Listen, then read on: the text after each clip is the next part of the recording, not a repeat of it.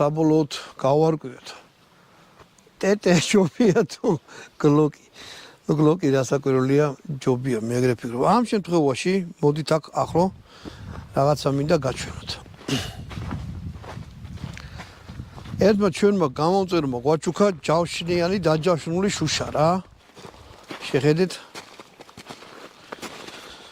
1 2 3 4 5-6 მმ-იანი შუშა და შუაში რაღაცა არის დაპრესილი რა. მოგეთ ბანკებში და რაღაცებში რო აყენია ხოლმე.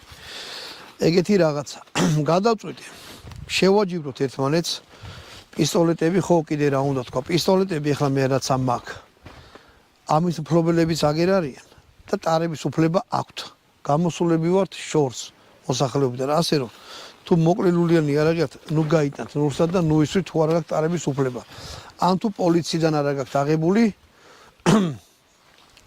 იმისი უფლება რომ ტირში წაიღოთ ან სადმე ისროლოთ.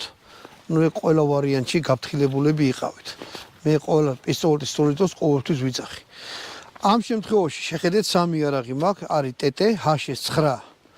ტეტე არის საბჭოთა გამოშვების, HS9 ხორვატიული და გლოკი არის ამერიკული. ნუ ავსტრიული კი, მაგრამ ნუ ამ შემთხვევაში ამერიკული გლოკია. თითო ვაზნას ვისვრი. დაჯავშნულ შუშაზე დავიწყებ ტეტეთი.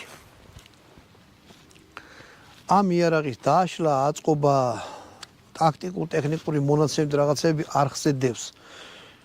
ვისაც გაინტერესებდა ნანახი სრულად სამახ ჩაწელი, აი ჯავშნიან შუშაზე.